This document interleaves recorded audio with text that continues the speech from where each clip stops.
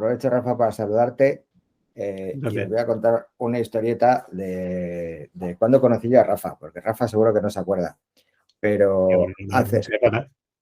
hace un montón de tiempo, pues yo creo que fue en 2011, Rafa estaba participando en un evento en Utopicus, donde se hizo una Global Design Jam. Hostia, tú estabas ahí en el, estaba en allí, el, estaba allí. en el sofá gigante este que era en el sofá. Estaba allí. Madre Y mía, se bueno, me olvidó. pues fue un sábado, ¿no? Un sábado y un domingo creo que hicieron aquello y tal. Y Rafa estaba pues con el coautor del libro, ¿no? Con Juan estabais ahí montando el evento y yo acababa de venir de Estados Unidos, estaba ahí me tengo que meter en todo este mundo y una de las cosas que hice fue asistir a ese evento, que además creo que se organizaba desde Brasil y bueno, es una jam, que es un tema que se hace como a nivel mundial, es un fin de semana. Creo que este fin de semana cae justo, que creo llevan, no sé quién lo ha cogido este año el de ciencia, Mad Jam, y es eso, de servicios. Sí. Pues tú estabas por ahí, joder, macho, pero pues estaba por ahí. Ha llovido. No tenía que venir. Y bueno, ahí fue donde os conocí, tanto a ti como a Juan. Y bueno, estuvimos hablando, charlando un rato y tal, y ha llovido mucho y ahora has visto a mucha gente en ese camino, pero desde entonces yo os empecé a seguir y bueno, he visto un poco la evolución, o sea, cómo iba sacando la Wikipedia, etcétera y tal, y la verdad es que me hace especial ilusión que estés aquí con nosotros hoy. Pues hoy vais a ver detrás de las bambalinas de ¿por qué esto? ¿Por qué esto? Me alegro mucho también, pues no me acordaba ni de lo de la jam esta de que 2011, tío. Es que todo que sea pre-COVID es como... Sí.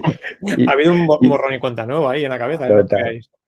Y eso es pre-COVID, mucho pre-COVID. Es casi pre-design. O sea, estaba en cierta medida en aquella época estaba empezando a nacer un poco todo esto del series design y toda la historia, ¿no? Sí, se acaba. Sí, está como aterrizando. Ahora es como está muy metido en vena, además de... Incluso, digamos, el design thinking era como todavía muy etéreo. No, sí. El diseño todavía aún más en pañales. Y aún no habían asomado casos de UX, que son los que se han llevado el pastel.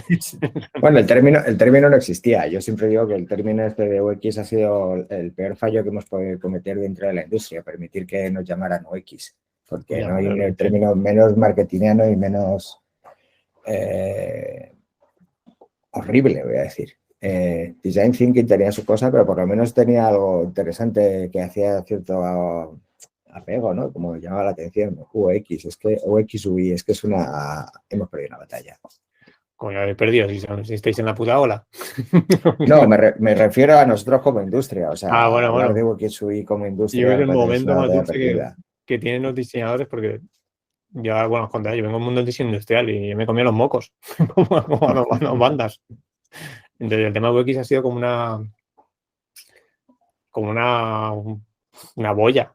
Por eso para el mundo del diseño sí que es verdad que se ha pervertido mucho porque al final no va a pintar pantallas, que UX también hay usabilidad en el mundo de espacios, de las sillas, de mobiliario, edificios, ¿vale? No tanto que es arquitectura, pero ahí es un poco lo que decíamos, que el UX al final, oye, pasa como todo, o sea, le pasa a todas las profesiones. Eso está bien, cuando le pasa a eso es que ya empieza a haber madurez. Y cuando empiezan a pervertirte, es que ya sabía ahí. Sí, en realidad pasa, o sea, es una señal de que de madurez y de que la cosa está cogiendo tracción y que ha venido para quedarse, yo espero. Luego la cuestión es si te acaban comoditizando o no, ¿no? Pero eso ya es otro... Todos tenemos el fantasma del chat GPO este, ¿no? Por detrás. ¿Verdad? Me tocará a mí. Total. Pues nada, a ver. Vale, pues empezamos. Encantado. Vale. Bueno, pues primeramente bienvenido, Rafa, y gracias por aceptar la invitación para pasar un ratito en nuestro espacio para compartir conocimiento. Aunque creo que la gran mayoría ya te conocemos, pero por daros un poco más de contexto, pues Rafa es un apasionado del mundo de las ideas y la creatividad, y eso lo llevó a cofundar, junto con su compañero, una agencia de estrategia y diseño que ayuda a las empresas pues, a desarrollar la creatividad y la innovación dentro de sus equipos. Eso le llevó a publicar 3 libros más, que son herramientas que ayudan en lo que os he comentado a las empresas a a poder llevarlo a cabo, ¿no? Y facilitar la labor. Y en la búsqueda de esos 3 libros fue como gran parte de nosotros te conocimos, Rafa, porque una de nuestras compañeras, Clara, solicitó que los incorporáramos a nuestra biblioteca de secuoyas, como te he comentado antes. Y ahí fue también cuando Gloria se le encendió la bombilla y nos comentó que había sido alumna tuya y nos propuso que te invitáramos a uno de nuestros Hubble, porque una de las cosas guay de estos encuentros es que parte del equipo tiene esas inquietudes y nos dice, pues podríamos invitar a esta persona o tal, o no, nos gustaría conocer la visión de fulanito en cuanto a este tema. Así que así fue como Gloria, que si quieres, Gloria, te dejo a ti, que eres la que mejor conoce a Rafa, que nos cuentes. Sí, pues bueno, ese fue el detonante cuando Clara dijo que añadimos esos 3 libros a nuestra Biblia y bueno, entonces para nosotros creo que por aquí hay algún compi que estuvo conmigo de alumna con Rafa y la verdad es que fue uno de los... Yo ya he aprobado, ya me ha puesto nota, o sea que esto no es peloteo. Claro que ya puedo, tengo mano ahí todavía. Fue uno de los mejores profesores entre los alumnos porque fue uno de los que, dijéramos, más se arremangó y nos puso ahí a currar y con el design thinking de fondo. Y bueno, tenemos un buen recuerdo tanto como persona como docente.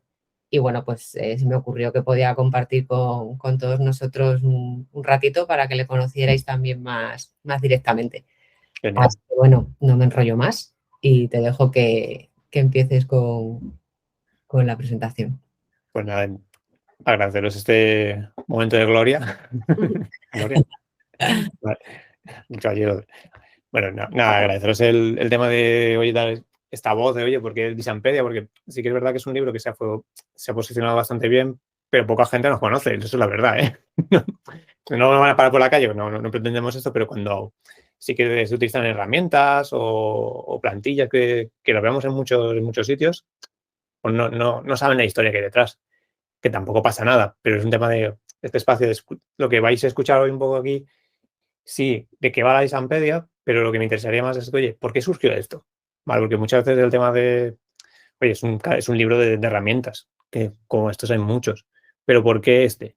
¿Qué hace de especial este y no otro? ¿Vale? Entonces, no me da tiempo a hacer el ejercicio este, porque si no se nos va a ir la sesión, ¿vale? Si me da tiempo lo hago al final, ¿vale? Pero tener el papel ahí guardado. Entonces, os cuento un poco cómo voy a contar el por qué hemos llegado a esto, ¿vale? Pues estaba ayer haciendo un poco una presentación y dije, esto PowerPoint, esto es un poco así, un poco infumable.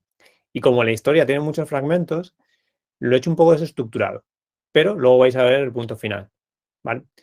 No es la historia de Steve Jobs de unir puntos, no pretendo esto, ¿vale? Que esto, oye, esto es de unir puntos de Steve Jobs, del discurso de Stanford, no va de esto, ¿vale? Pero sí que me interesa que veáis por qué surgió, ¿vale? Nunca os habéis preguntado por qué es 80, ¿por qué no 79 herramientas o 81 herramientas o yo qué sé, 100? Podrían ser 150 porque caben. ¿Por qué 80? ¿Vale? Pues es un poco lo que vamos a desvelar hoy, ¿vale?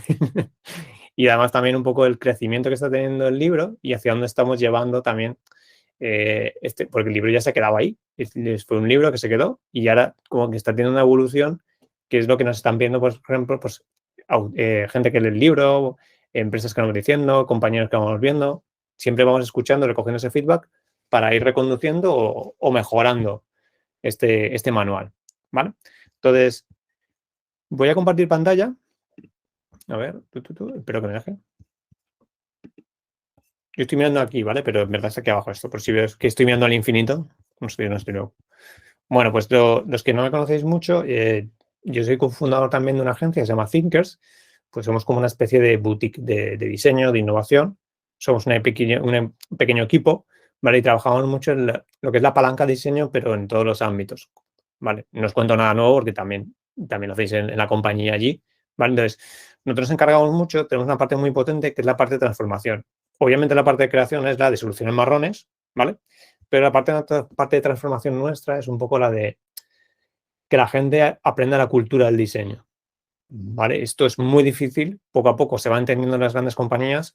Hay compañías que lo entienden y se ve que esto es el mantra que va a venir porque el diseño final es algo que aúna muchos elementos, aúna tecnología, aúna procesos, aúna personas y obviamente la creatividad está metida en ese contexto, ¿vale? No vendo más la película, ¿vale? Y empieza la narrativa, ¿vale? Bueno, ¿yo quién soy? Pues lo vamos a preguntar a Google, porque el ChatGPT no me gustó mucho lo que decía, no me daba mucha información, ¿vale? Lo bueno es que nada más poner mi nombre, ha dado lo bueno. Yo soy diseñador industrial, ¿vale? Yo vengo del mundo de hacer sillas y mesas. Vengo de la traca de atrás, es decir. Aquí, por ejemplo, en España hay muy buenas universidades de diseño industrial, pero depende de dónde nazcas, o vas a ser diseñador de mueble, o diseño automovilístico, o diseñador de maquinaria. A mí me tocó, no, yo soy de Valencia, la zona del mobiliario, de la cerámica, es la zona del hábitat. Entonces, mi diseño industrial es un poco más artístico, por ejemplo, como mejor mi socio, que es de Zaragoza, y le tocó el diseño industrial, la cale borroca, lo duro, que era el tema de máquinas, porque ahí está el tema de automoción. A mí me tocó la parte artística, ¿vale? Entonces está bien porque Zaragoza, Urdazo, no tiene democracia, no sé por qué se llama Zaragoza democracia, pero ya va apareciendo vistas, ¿no? Design Thinking. Aparece el Design Thinking en mi vida, ¿vale? Y, bueno, Juan Vázquez, que es mi socio, y todo esto, ¿por qué lo comento? ¿Vale? Yo soy diseñador industrial y lo peor que le puede pasar a un diseñador es el ego. Esto es lo peor que nos pasa. Yo lo aprendí a hostias esto. Yo tuve la suerte, ¿vale? Que en 2008, no sé por qué, presenté una silla que había hecho que era vertical, me dieron muchos premios y me dieron un enjube. Y dije, hostia, le cogí el truquillo a los premios estos de enjube. Al año siguiente me volví a presentar con el estudio que había montado y me lo volvieron a dar. Y al año siguiente, ya no, fue en 2011, me lo volvieron a dar. Entonces, creo que es el único de los enjube que tiene 3 premios. Claro, ¿tú sabes el ego que te puede inflar esto? Me vine arriba. Yo vengo del diseño industrial, hacía sillas y mesa, y de repente me dieron premios, ¿vale?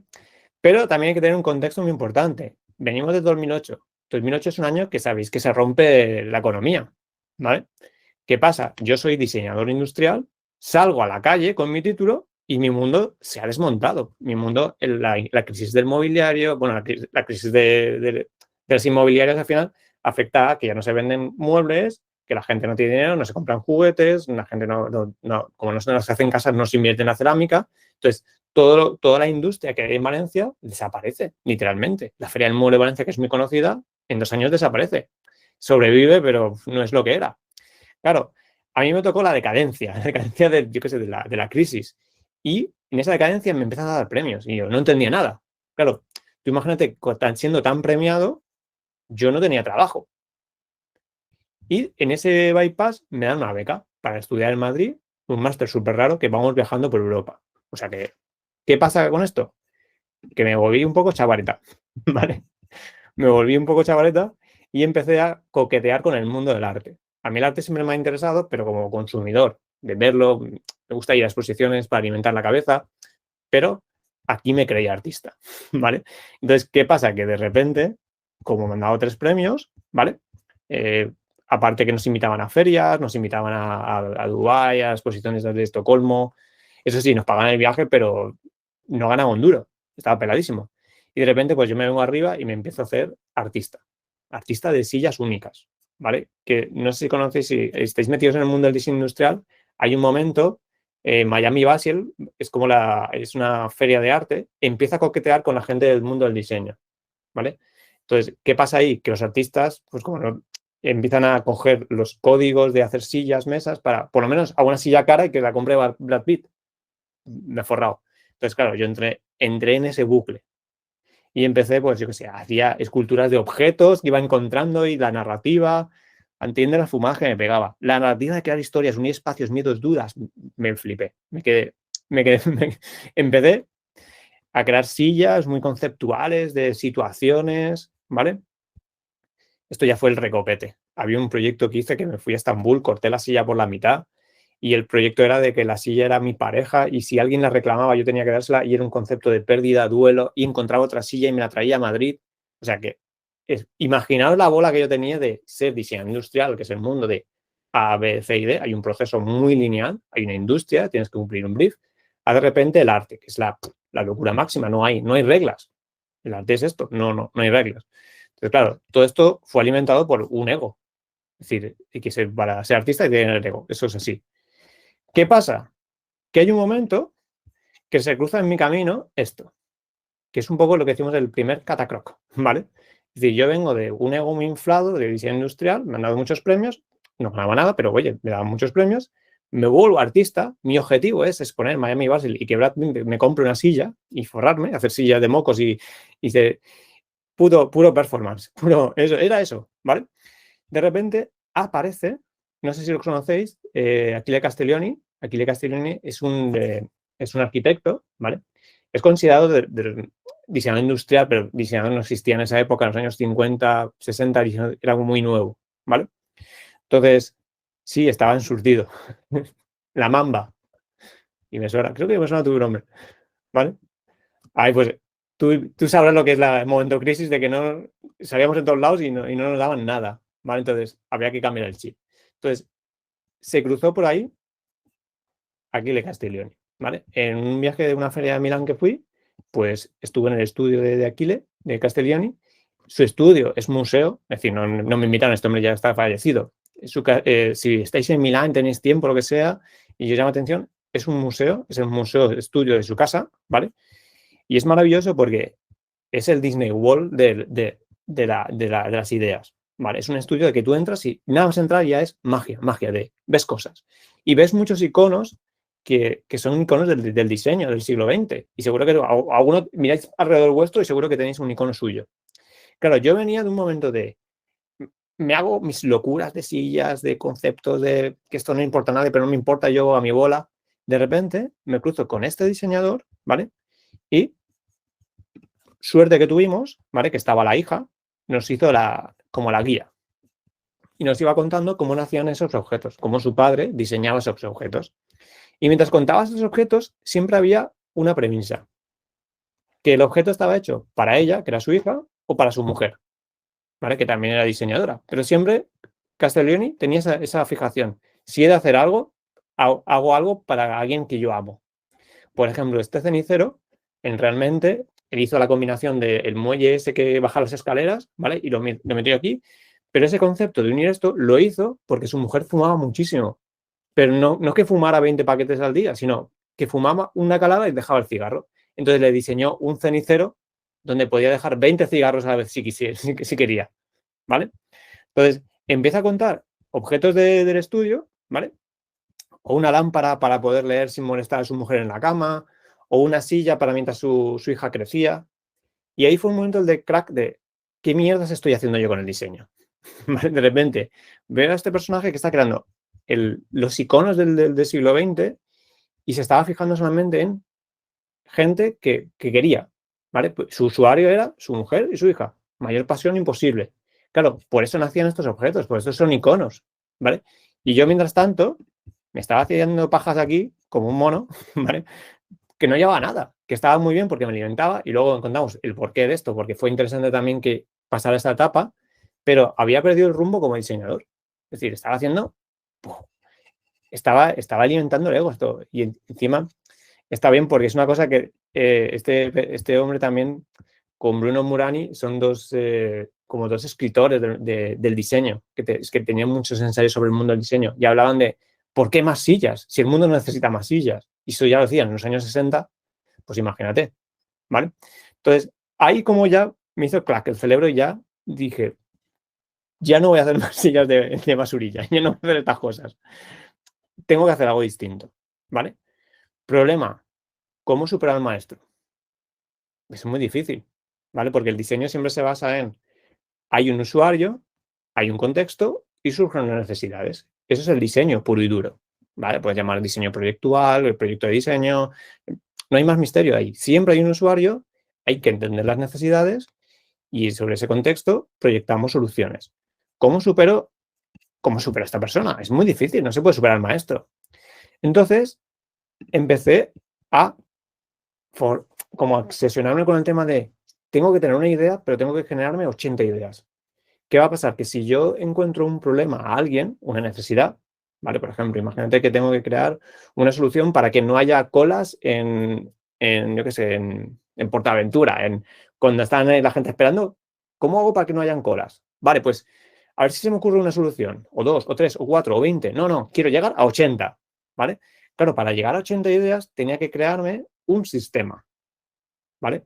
Y esto es cantidad de ideas. Alguna será buena. Siempre hay un foco de un usuario, siempre hay un contexto y hay una necesidad. Pero lo que hice aquí con este sistema es meter la variable del absurdo. Era mi dimensión. Tengo usuario, tengo contexto, tengo necesidades. Ahora, ¿cómo llego a 80 ideas? Tengo que meter el absurdo, ¿vale? Entonces, esto, espera, pongo esto más rápido. ¿Se oye el sonido? No se No, oye por casi ahora un no. poco regular. ¿No? A ver, ¿qué puedo hacer? Voy a hacer una cosa. No sé si es que lo tengo que poner aquí abajo.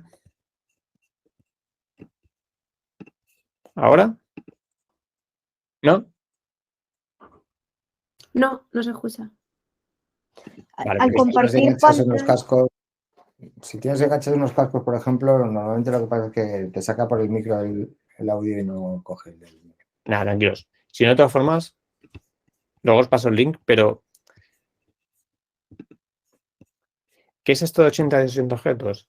Me creé un sistema donde yo quería algo para realmente diseñar para alguien, ¿vale? No lo otro, que era un poco arte, era yo lanzo ideas y esto es lo que hay, sino yo vuelvo otra vez al diseño, pero no puedo volver al diseño como ya se conoce, porque ya hay maestros de todo esto. Es decir, no vas a superar nunca uno en Castelloni. ¿Cómo podía, entre comillas, superarlo? Porque esa fijación. Entonces, empecé a trabajar este sistema, que es un lenguaje mío que tengo, que yo cada X tiempo cojo a alguien y tiene una profesión.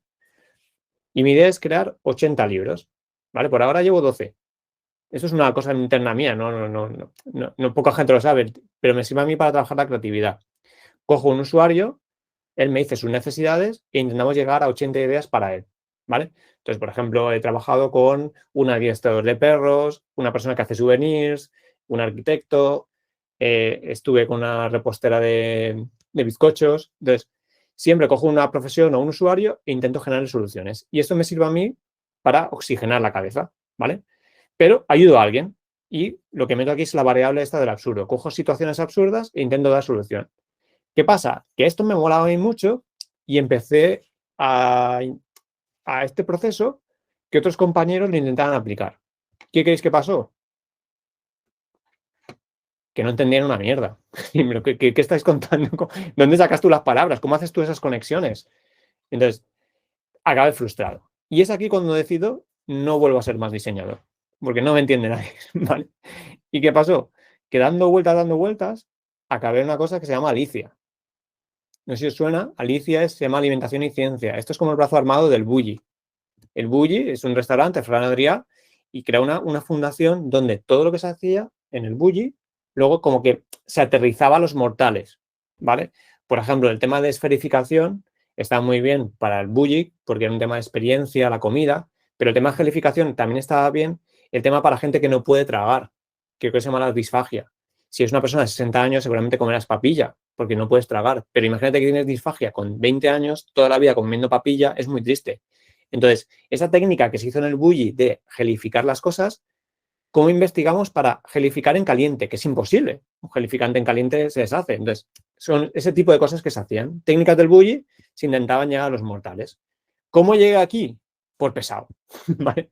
Porque año 2011, justo Iván, que habías dicho de una exposición de surtidos, acabamos de exponer una lámpara, ¿vale? Para una empresa muy grande que se llama Santicole. Nos había convocado a 20 estudios y no le gustó ninguna lámpara. Y yo dije, a tomar por culo, tío. Somos los 20 estudios más interesantes de España, jóvenes, y no te gusta ninguna lámpara nuestra. Esto es un mamoneo que nos estáis haciendo nuestra generación. Y ahí se me fundió el cerebro y dije, no quiero saber nada del mundo de las sillas y del mundo de las mesas.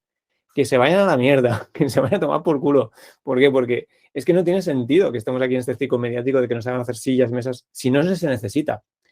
Y no sé por qué entré al museo este que hay en MACBA de Barcelona y había una exposición del Bulli y había una persona de Alicia y empecé a preguntarle, oye, ¿y esto qué es? ¿Y esto qué es? No se has pensado como me dio largas y me dio la tarjeta de Alicia. Claro, empecé a escribirles y por pesado, también por el currículum, les gustó y me invitaron a estar allí. Claro, allí es donde realmente sí que me zumbó otra vez la cabeza.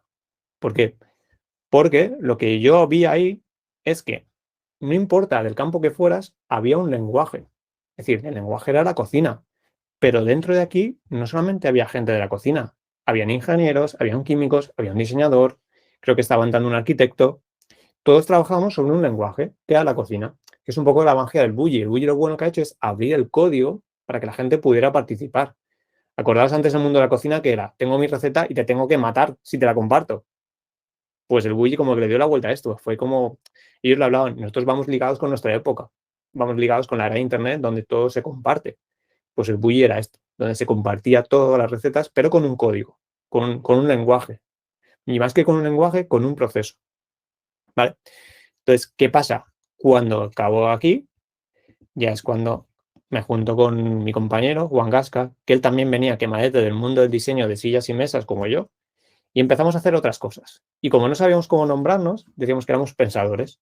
Al principio era así de cutre, que no sabíamos cómo llamarnos. Y pues pensadores, macho. Somos pensadores y lo que vaya surgiendo. Y empezamos mucho en el mundo startup. Obviamente no nos conocía nadie. En el mundo del diseño teníamos nombre, pero ahora mismo en 2011 el mundo del diseño pues tampoco la gente le daba valor. Éramos pintapantallas o era hacer flyers y poco más. Los diseñadores nos llamaban para esto. Entonces empezamos a coquetear con el mundo startup y empezamos a hacer, como a crear pequeñas empresas. Algunas fueron mal, algunas fueron bien, algunas no tienen nombre, ¿vale? Y un poco porque mi socio, él también, como tuvo su momento catacroken, como yo me fui al mundo de la cocina, él se fue al mundo del design thinking en Berlín, que estaba llegando a Europa. Y me habló de una metodología, ¿vale? Que se llamaba el pensamiento de diseño. Si os digo la verdad, al principio pensaba que esto era otra paja mental que se han inventado para vendernos la moto. Es más, yo no creía en esto. Hasta que pasa una cosa. Cuando estamos haciendo talleres, pues bien. ¿Por qué? Porque muchos problemas yo los conocían, porque eran problemas de espacio, de mobiliario, del objeto. Pero de repente viene un día mi socio y me dice, oye, tío, que nos han contratado, ¿cómo era esto? Una asesoría para que le hagamos un taller de pensamiento de design thinking para generar nuevos conceptos. Y yo, claro, me quedé en blanco y digo, hostia, ¿qué coño le voy a aportar yo a esta gente? Asesoría legal. No tengo ni idea ni por dónde empezar esto. Claro, le dije a mi compañero, yo me quedo un poco atrás y suerte. Claro, lo que vi allí es el tema de, es que no importa que no sepas una puta mierda. El pensamiento de diseño lo que quiere es que el cliente trabaje contigo sobre sus necesidades, problemas, vas preguntándole, vas sacando, y si no saben, hacemos entrevistas, vamos viendo fuera, vamos alimentando. Y ahí es donde poco a poco empecé a creerme esto del pensamiento de diseño, porque al principio cuando tú lo ves desde fuera suena como es muy, bueno, esta paja mental que se han inventado de alguna metodología. Pero a mí me ayudó porque yo siempre he estado obsesionado con crear muchas ideas sobre un tema que yo conocía. Claro, de repente me pusieron delante temas que yo no conocía. Asesoría legal. Ni puta idea. Y claro, tú ten fe en el proceso. Entonces yo tenía fe en el proceso y de repente esa angustia emocional que tenía de generar ideas se me bajó. Y ese ego que tenía, por ejemplo, muchas veces cuando yo hacía talleres al principio de Design Thinking, estaba frustrado porque pensaba, joder, la gente es gilipollas, tiene ideas de mierda. Pero por el ego que yo tenía de que siempre tenía que salir la idea del millón. Y es que eso no tiene sentido, que no hay ideas buenas ni malas, son ideas que le aporte valor al usuario. Y cuando empecé a entender esto, es cuando empecé a atar a cabos con el tema de Castellón y de algo que le interese a un usuario, ¿vale? Tema de 80 días, el tema del proceso, lenguaje, pero eso lo entiendes tú. Y ya cuando vi el tema de Alicia, que había un lenguaje, y ese lenguaje era un proceso, porque el Bulli es un lenguaje, es arte. Lo que pasa es que lo han hecho proceso para que la gente pudiera participar. Es cuando empecé a hacerme esta pregunta, ¿vale? ¿Qué pasa? Que siempre hablamos con el tema de la creatividad, es muy importante que tú tengas una mente flexible. Un proceso no te lo va a dar, ¿vale? El design thinking no es flexible. Es flexible porque, entre comillas, pero es un proceso muy paramétrico, ¿vale? El arte es la puta locura. El arte es un lenguaje y el lenguaje lo entiendes tú. Y si a alguien le interesa, te hará el esfuerzo de entenderte. ¿Qué es lo que pasa con los artistas? Tú cuando vas a un museo no pretendes entender. No vayas al museo con a ver qué me soluciona en la vida, a ver qué me dicen. No, va para que te cuestionen preguntas. Es un lenguaje, el artista propone su visión del mundo. Y esto es lo bueno que deberíamos tener cada uno, que cada uno tenga su visión del mundo y es tu lenguaje. Mi lenguaje es 80 días, 80 objetos, me gusta el absurdo, hago conexiones raras, pero necesito hablar con personas. Necesito que muchos proyectos, yo no tengo conocimiento. Y es cuando aparece el diseño. Pero esa visión que yo tenía del diseño, de que a lo mejor aquí era un poco más planista, de cojo un usuario y creo una solución y un objeto, me viene por defecto por diseñador industrial. Pero claro, cuando me enfrento a un problema, asesoría legal, que es súper abstracto, ¿cómo arranco yo esto? Pues me vino muy bien esto. Claro, ahí empecé a entender esa parte de arte y diseño, porque yo siempre he estado muy obsesionado con mi socio con el tema de creatividad, creatividad, creatividad, la creatividad. Ya, pero la creatividad sin proceso no tiene mucho recorrido, ¿vale? Tema, la creatividad sin proceso, eso es el arte, pero es tu visión de ver el mundo. Y eso es bueno, porque esto es lo que alimenta tu yo creativo. Sin yo creativo, lo que viene dentro es muy pobre, ¿vale? ¿Qué pasa? Que si tienes un yo muy potente, ¿vale? Eso te lo tienes que currar tú, eso no te lo va a enseñar nadie. Eso es un tema de curiosidad que tú tengas por probar cosas nuevas. Nunca drogas, ¿eh? Que luego que hagáis apología con el tema de ir a exposiciones, conocer otras profesiones, ¿vale? Ese es tu yo creativo, ¿vale? Es el lenguaje, tu forma de ver el mundo. Eso es eso es exclusivo tuyo, ¿vale? Pero la realidad es que para que las cosas salgan necesitas un equipo, una empresa. ¿Qué lenguaje utilizo en el equipo y en la empresa? El mundo del diseño. Para mí el diseño es un proceso. Llámale design thinking, llámale, si quieres a la gente de Scrum, llámale la parte de implementación de Scrum o Kanban, ¿vale? Pero sea el proceso que sea, tú necesitas trabajar con gente. Si no, las soluciones tienen muy poco recorrido, ¿vale? ¿Qué pasa? Esto es año 2012, 2013, 2014, es cuando creamos la Designpedia. Y la Designpedia lo hicimos por cobardes, porque nos costaba, cuando hacíamos los talleres y estábamos mucho en el mundo emprendedor y en este contexto ya empezamos a entrar en algunas empresas, ¿vale? Lo que hacíamos era realmente es crearnos un lenguaje donde pudiéramos trabajar con más personas, ¿vale? Porque muchas veces imaginaos, nos venía la compañía retail, molaría crear nuevas experiencias para las tiendas. ¿Y qué quieres hacer con esto? Entonces, necesito pintarte un proceso de, primero vamos a mapear, entender realmente por qué quieres hacer esto. Nos pegamos y ponemos las bases del proyecto. Luego, como hay lagunas de información, vamos a explorar, vamos a hablar con el usuario, vamos a empaparnos de él, ¿vale? A partir de ahí aparecen palancas, ¿vale? ¿Qué pasa? A partir de ahí ya viene la creatividad como la conocemos, la parte de construir. ¿Qué se te ocurre, ¿vale? Para dar solución a ese problema. Y ojo, no te flipes, porque ahora viene la parte de co-creación. Esa idea vaga que has tenido, rápidamente corre y habla contra el usuario para ver qué necesita sobre esto, ¿vale? Y eso es un ciclo iterativo. Entonces, Designpedia a nosotros nos vino bien por el tema de crear proyectos, básicamente. No pretendíamos hacer un libro. Es más, Designpedia no nace como libro, nace como una baraja de cartas que teníamos en los proyectos, donde cada vez que arrancábamos un proyecto, poníamos la baraja en la mesa y decíamos, en la etapa 1 va a pasar esto, en la etapa 2 va a pasar esto. Y, ojo, puede que en la etapa 3 la liemos y volvamos a la etapa 2. En ese caso haremos esta herramienta. Claro, la gente, esa incertidumbre, la caja negra que tenemos los diseñadores, de repente se fue destapando. Y es un poco lo que nos dio ahora en los proyectos con empresas, porque pintábamos, entre comillas, el proceso. Y esto daba mucha tranquilidad y lo que decíamos, mucha fe en el proceso. Porque si no la gente dices, vamos a crear un nuevo concepto, ¿vale? ¿Qué pasa con el mundo de publicidad? Los pobrecillos se rebanan la cabeza, pero porque no dejan entrar en la caja negra. La publicidad es, toma el briefing, dame 3 propuestas y ojalá me guste, porque si no, vuelve otra ahí a pensar ideas como un loco. Hay mucha frustración en el mundo de publicidad por eso, porque hay una caja negra. ¿Qué pasa lo bueno que hemos hecho los diseñadores? Que hemos abierto esa caja negra y le hemos llamado Design Thinking, ¿vale? Tema lo que decíamos de menos mal que estos videos les dio que no fue muy marketingiano, pero los videos fueron como en los años 90 en Estados Unidos, unos diseñadores industriales que dijeron, oye, ¿por qué no nos metemos en el negocio también? Lo que pasa es que lo que necesitamos es entender las palancas. Así como el negocio sabe por qué vamos por aquí, yo también tengo que saber esto, ¿vale? Entonces, así nace el libro. ¿Qué pasa?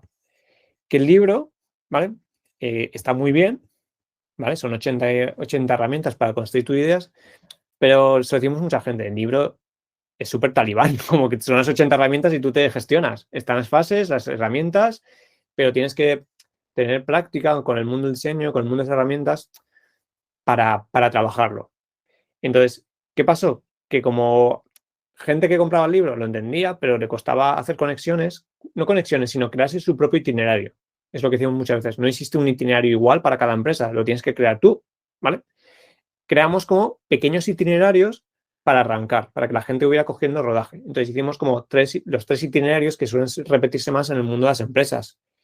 Itinerario de negocio, ¿vale? Para crear nuevas ideas de negocio, itinerario para mejorar la experiencia del cliente, ¿vale? Y un itinerario para crear productos. A partir de ahí es como la receta típica de la paella y luego tú métele lo que quieras, ¿vale? Vuelves otra vez a la Exampedia. Son 80 herramientas y aquí lo que hemos hecho es como una especie de curator de mini itinerarios para que la gente fuera arrancando, ¿vale? ¿Qué pasa? Esto nació en el momento pandemia, ¿vale? Es el Action Book. ¿Por qué? Porque poco a poco va apareciendo una figura que es ajena al diseño, que son los facilitadores, ¿vale? Esto, por ejemplo, en el mundo Agile, el Agile Coach es muy conocido, es una figura bastante clave en los proyectos. Entonces empieza a aparecer, en nuestro modo de ver, el Design Coach. Gente que facilita el proceso de diseño. ¿Y qué pasa? Que los facilitadores no tienen por qué saber de qué va el tema, sino mover a la gente, ¿vale? Entonces, cogiendo herramientas de Exampedia, ¿vale? Empezamos a crear como dinámicas para reuniones, dinámicas para definir desafíos, dinámicas para alinear equipos, dinámicas para encontrar oportunidades, luego dinámicas de creatividad, pues dinámicas de disruptivas, cuando se ha pensado mucho en el tema y es que siempre son las mismas ideas, pues dinámica disruptiva o dinámica de co-creaciones. Huelen mucho a lo que es el pensamiento de diseño, pero muy de hagamos cosas ya, ¿vale? Entonces, ese es un poco el cómo van haciendo. ¿Qué pasa? Que ahora el siguiente paso que estamos haciendo, ¿vale? Esto es primicia, todavía no hemos lanzado la web ni nada, estamos retocando por si veis algún fallo, va a haber varios. Se llama Do Think Lab. ¿Qué pasa? Que como la gente empieza a conocer Exampedia, ve que está Thinkers por detrás, tenemos un problema de marca, ¿vale? Porque piensan que solo hacemos formación y cuando somos una agencia de diseño que hacemos proyectos. Entonces, hemos separado todo lo que es la parte de conocimiento fuera de la compañía y le hemos llamado Do Think Lab, ¿vale? Entonces, todo el repositorio de herramientas, plantillas, vídeos, lo hemos colgado aquí, ¿vale? Es más, como también tenemos mucha tirada en Sudamérica, lo que estamos intentando es hacer una figura de facilitador, ¿vale? Es decir, te voy a dar herramientas para que puedas dinamizar reuniones, herramientas para que puedas dinamizar proyectos, ¿vale? O incluso puedes construir con la Exampedia procesos de innovación, pero es un tema de entrenamiento, no tenemos misterio, ¿vale? Entonces, del librito, a ver si está por aquí. Del librito de Exampedia, que muchas veces la gente lo vio como, estos cabrones han puesto ahí 80 herramientas y se han quedado tan panchos. Hay una reflexión sesuda, era un hijo no esperado, ¿vale? Sí que es verdad, no fue una reflexión del estudio que dijimos, vamos a hacer un catálogo de herramientas, sino era una herramienta que teníamos interna en la compañía, que al principio nos dio mucho miedo soltarla porque decíamos, nos van a fusilar si no es el único conocimiento. Pero ahí yo tuve un poco la visión de, hagamos como el Bully. El Bully no tuvo miedo a abrir el código. Y mira cómo en qué se ha convertido el Bully. Nosotros no somos el Bully, obviamente, pero no nos dio miedo en ese momento de abrir el código. Pensamos, porque da muchas veces de miedo a, cuando tú abres tu código, a que la gente te fusile. Y te lo van a hacer, no pasa nada. Lo bueno es que cuando tú abres el código, empiezan a haber interacciones con muchas compañías, muchas empresas, incluso gente que te va diciendo, oye, ¿por qué no lleváis esto hacia aquí? Porque si voy a cerrar el código, la gente no se entera ni qué hacemos, ¿vale? Entonces, esto nos muy, muy bien y fue un aprendizaje ¿os acordáis al principio que os decía ego puro, yo soy el puto amo, yo no me tienes que explicarme nada, ¿vale? Que esto era la parte artística, la vena artística que tenía de esta es mi visión del mundo y es lo que hay, a esa parte de yo soy el que menos sabe de aquí. Tú sabes más que yo. Y esa es la parte, decimos, de quitarte el ego. Y cuando el diseñador es capaz de quitarse el ego, es cuando el pensamiento de diseño puede aplicarse. Si no, no tiene sentido. ¿Por qué? Porque es cuando tú coges al usuario y empiezas a hacerle entender de que tú no tienes ni idea de cómo le vas a resolver la vida. Es más, me tienes que contar qué problemas tienes y por qué eso es un problema para ti. Y a partir de ahí voy trabajando contigo y lo bueno es que al final si vienes del mundo del diseño, eres una persona muy tangible y empiezas a aterrizar lo que son los prototipos. Que luego tampoco no tiene importancia que seas diseñador o no. ¿vale? Porque al final tangibilizar ideas, pintar en un papel, podemos hacer todos. Es el tema de recoger bien el feedback de esto que te enseño, ¿tiene valor para ti? ¿Sí o no? ¿Vale? Y a partir de ahí es cuando entran otras metodologías mejores para el tema de implementación o validación de negocios, tema Lean Startup o tema Agile. Pero la parte de pensamiento y diseño, que es a mí la que más me gusta porque es la parte de creación, donde nace todo, donde más interacción tienes con el usuario, ¿vale? Pues es ese viaje largo que tuve desde el principio de diseñador industrial, que yo hacía sillas y mesas. Decía, yo era un player de la industria de, nada, un día que iba a estar haciendo planos de optimizando un corte en la máquina para que la silla encajara bien.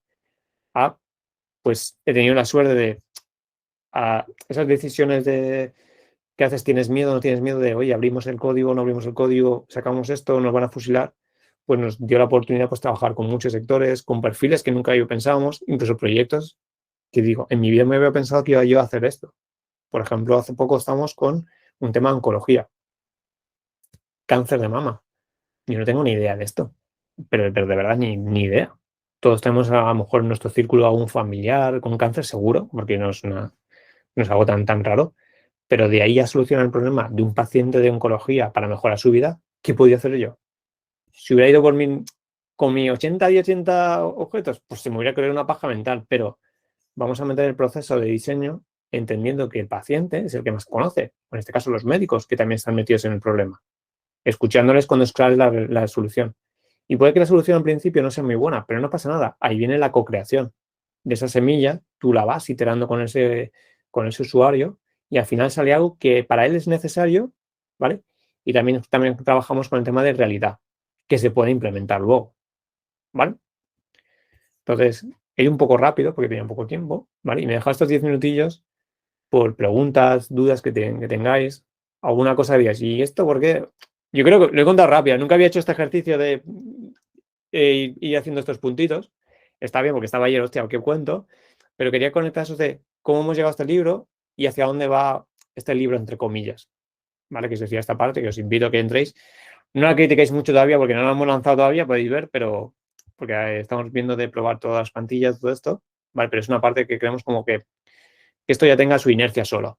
La agencia es una cosa y DoThink es otra historia. Y queremos que sea una especie de comunidad, ¿vale? De doers, por decirlo de alguna forma, de hacedores, ¿vale? Pues yo dejo de compartir pantalla ya. ¿Cómo os habéis quedado? A mí me ha encantado. ¿Vale? Muchas Preguntas, gracias. dudas que tengáis. Pues ahora, si queréis, vamos haciendo como siempre por orden, que te vamos a ir lanzando preguntas, Rafa, y a ver si nos puedes dar un poco de luz o ayudar a responderlas o alguna curiosidad que tengamos. Eso que estaba viendo Iván, encima eran con el maldito, eso es verdad. Ahí, Iván, ahí fue un momento de crack. Yo no sé si ahí te pasó también a ti, yo dejé el diseño por ahí. Por eso, yo dije, estamos los 20 mejores estudios de España y no habéis cogido una mierda aquí, os estáis riendo de nosotros. Y ya cuando empecé a meterme en el tema de design thinking, a explorar nuevas facetas del diseño, porque me había quedado anclado en sillas y lámparas. Ya, es duro, Valencia es duro. Yo me tuve que ir. Sí. Yo me fui Todos fuera. abandonaron Valencia. Sí, me fui. Capital... Bueno, me fui de España. A mí la Hostia, hostia me la dieron en Milán también. Tuve la suerte de irme de Erasmus y ahí es cuando yo dije, mierda, me tengo que ir. Pero bueno, guay. Eso me toca crack. Por ahí, como equipo. Y Venga, pues ¿quién se anima con la primera? Yo misma. Bueno, yo soy Clara, que supongo que habrás visto varias, que pidió tus libros. Pues sobre todo fue en un momento en el que teníamos que hacer muchas sesiones para un cliente y como que necesitábamos ideas. Entonces, mi pregunta va un poco orientada ahí, en el momento que vosotros tenéis un proyecto nuevo y tenéis que planificar todas esas sesiones para sacar la información que necesitáis. O sea, cómo es el proceso y cómo lo hacéis, y también si en el momento en el que estáis facilitando os habéis encontrado problemas y cómo los habéis solventado. Hay más con las muchas preguntas, pero vamos a por ellas. Está bien. El tema de nosotros, en cualquier proyecto de pensamiento y diseño o cualquier proyecto de creatividad, siempre para nosotros es vital el kickoff. Ir con el sponsor, y yo creo que pasan muchas metodologías. ¿Qué quieres tu sponsor? Pero más que lo que quieres es ver y hacerle evidente de, macho, no tienes ni puta idea de lo que me estás pidiendo. Por ejemplo, Quiero crear una nueva banca para los millennials. ¿Qué necesidades tienen los millennials con la banca? No lo sé. Me pone cara así de, hostia, pues no lo sé. Vale, pues ahí activaré la parte de investigación. ¿Cuánto sabes? ¿O qué datos disponemos? También de lo que nos vas diciendo, la investigación va a ser más profunda o menos profunda. Y luego la parte de creación, que es la parte de creatividad, que es donde metemos ideas, ahí les hacemos también la pregunta de, oye, ¿habéis pensado sobre este tema poco o mucho? Y nos dicen, pues mucho. Pues tengo que hacerme un benchmarking de otras cosas que hayan por ahí alrededor para contaminar esa sesión de creatividad. Porque han pensado mucho con el tema. Es decir, ya les va a salir siempre las mismas ideas, por mucho investigación de usuario que hagamos. De hecho, yo siempre me voy estructurando en base a la necesidad, en base a los datos que ellos tenemos. Esa visión proyectual que tiene el diseño. ¿Por qué? Porque el diseño siempre, hay una frase muy buena que es el límite del problema es el límite del diseño. Si tú me defines bien el límite de lo que tenemos y no tenemos, yo puedo definir bien el proyecto. Sí que es verdad que la cultura del diseño está todavía, para mi ver, todavía muy en pañales en las compañías, ¿vale? En las corporaciones. ¿Por qué? Porque todavía ven como el diseño de que la varita mágica le da una solución. No, he hecho un proceso que a lo mejor no lleva a un punto muerto, pero he sacado un aprendizaje de que a lo mejor, macho, esta compañía no está preparada para lanzar tarjetas a millennials, porque no tenemos tecnología. Ya has hecho un aprendizaje. En vez de contratar a programadores que luego te lancen un proyecto que va a costar millones o remover la programación de la compañía, primero pregunta al usuario, macho. Pero aquí el gran problema es, primero te tienes que alinear con el que te ha pedido el proyecto. Puede ser el sponsor, puede ser, yo qué sé, no tiene que ser un sponsor, pero el que te ha pedido el proyecto, primero definir es qué queremos y no queremos con este proyecto, hacia dónde va esto, ¿vale? Entonces nos ayuda mucho a proyectar. Entonces, a partir de ahí, siempre nos dejamos la parte final de co-creación como sprints, ¿vale? Vale, porque pueden salir las ideas, pueden salir 40 ideas, pero ahora yo tengo que volver contra el usuario e ir puliendo y filtrando qué es interesante para ellos y qué no es. Entonces, ¿cómo puedes trabajarlo esto en las compañías? Porque las compañías quieren que les digas, ¿cuánto va a durar el proyecto? 1 mes y medio, pues toma el dinero. Ya, macho, pero si estoy hablando de un tema nuevo que nunca hemos explorado, yo te puedo decir cuánto va a durar una investigación o la parte de creatividad y yo te puedo entregar conceptos. Pero luego las iteraciones me tienes que dejar como una bolsa de horas para yo ir iterando de lo que hemos hecho y hemos probado con el usuario hacia dónde nos lleva el proyecto. Para llegar, yo que sé, a ese primer release, ese primer sprint para la gente de Scrum, que es el primer mínimo producto viable. Pero para llegar ahí hay un punto intermedio. ¿Qué nos pasa? Que esto está a caballo entre Design Thinking y la parte de Scrum, que son los de Lean Startup, que esto no ha entrado en ninguna compañía todavía. Eso solo hay 3 en el mundo, que son Facebook, Amazon y... ¿quién más será otra? Facebook, Amazon y Google, perdona, están los gafas, ¿vale? Son 3 compañías que nacen en startup, que tienen visión startup y se les ayuda a romper cosas. Las demás compañías tienen reputación y romper cosas les da mucho miedo. Por eso pasan de la parte de creación de ideas a un piloto. Es que tenemos que lanzar al mercado algo que ya sea sólido. Entonces, en ese medio se pierden muchas cosas. Entonces, nosotros intentamos como manejar ese medio con los temas de co-creaciones. Porque de lo que yo he hecho y me ha pedido el usuario, luego al probarlo con él pueden pasar 1000 historias. Es un poco ahí como proyectamos. Entonces, si quieres cómo predicar esta cultura del diseño y sabes que no te van a comprar 2 meses de proyecto, nosotros entramos mucho con dinámicas. Y conforme lo van entendiendo, te van pidiendo más. Que es un poco lo que decía el libro este rosa que se llama el Action Book de, oye, ¿quieres que crear una nueva tarjeta para el banco? Sí. ¿Por qué no hacemos unas sesiones primero de detección de oportunidades? ¿Por qué? Porque si ven que hacemos una investigación, que hacemos tal, y luego el resultado es muy pobre porque a lo mejor no le han metido caña, se van a frustrar y pobre desgracia que venga atrás que quiere hacer design thinking ya está capado. ¿Vale? Entonces, primero, vamos a ser operativos. Hagamos 1 o 2 sesiones con los sponsors, con los stakeholders del proyecto y ordenar vuestra cabeza de, ¿realmente por qué queréis hacer una tarjeta para millennials? ¿Dónde se os ha encendido la luz? ¿Por qué esto? Dame esa luz para yo luego ver qué información o qué no información hay y si conocemos a ese perfil, porque si no lo conocemos, yo ya puedo activar la palanca de, venga, investigación. Y lo van a comprar, porque como se han quedado con el culo al aire de, pues es verdad, no tengo una idea de lo que quiere este perfil. Sé que quiero venderle algo, pero no sé qué es o qué necesita. Ahí es bien recibido el tema de investigación. Pero si tú intentas colar una investigación ya, te van a decir que no, que ¿para qué? Si tenemos muchos datos. ¿Vale? Entonces, un poco eso. La reunión con sponsor para mí es muy, muy, muy importante en estos procesos de creatividad. Y no sé si respondió. Sí, gracias. Bueno, alguno más por ahí. Venga, ¿quién más se anima? Lo que decía muchas veces, no sé si os lanzo la pregunta a vosotros. ¿Pensáis muchas veces el pensamiento de diseño es algo de moda? Que vendrá otra cosa y no barrerá. ¿Cómo lo veis? Que este es uno de los grandes problemas que nos estamos encontrando. ¿Vale? Es verdad. Yo creo que no. Yo creo que no. La cuestión es que estoy de acuerdo contigo en que hay una forma en la que la propia industria va maleando las cosas por el hecho de hacerles parecer nuevas, ¿no? Es como la etiqueta de nuevo en la caja de detergente necesaria para que la gente lo vuelva a comprar, ¿no? Y la industria se mueve muy por ese tipo de cosas, ¿no?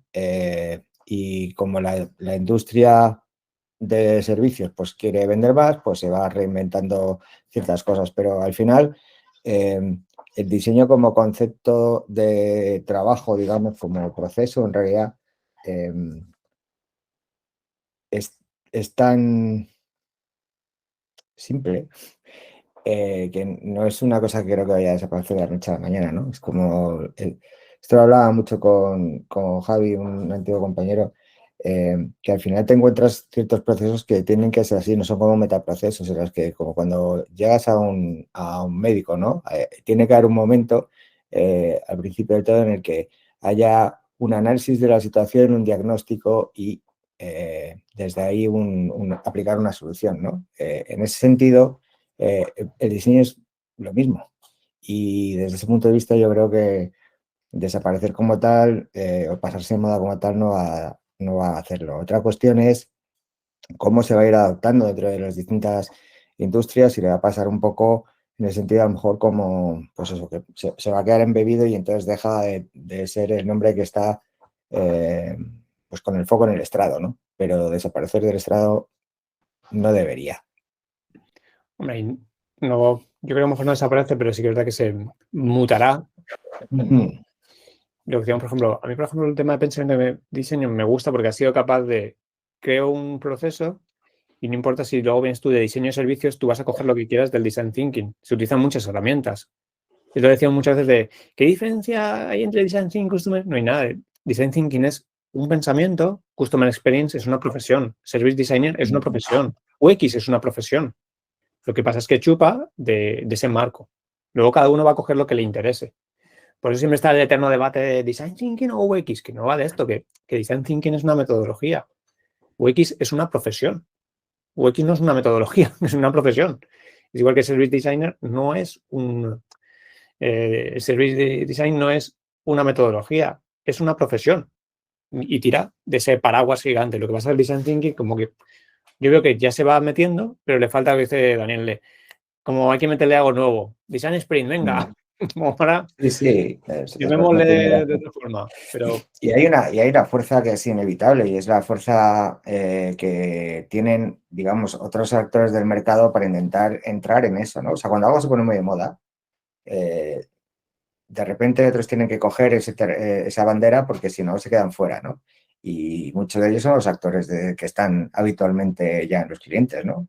Consultoras, las agencias publicitarias están ahí y por algún motivo pierden el negocio. O no son capaces de capturar el negocio que sale porque la gente de repente empieza a pensar en que, bueno, pues lo que hacemos tiene cierta lógica, ¿no? Estaba pensando cuando hablabas en el tema de la caja negra de la empresa de publicidad, ¿no? De la típica agencia publicitaria. Y no puedo estar más de acuerdo con eso. Precisamente eso es lo que hace que cambien un poco las cosas. Y entonces hay una fuerza por parte de estos players, digamos, primero a coger ese terreno y además a jugar al juego al que estaba jugando siempre, ¿no? Que es el nuevo, de esta forma tal. Si tú me vienes con Design Thinking, yo voy a venir con el Agile Wadux. O sea, te digo, y esa fuerza está ahí todo el rato y es lo que, bueno, pues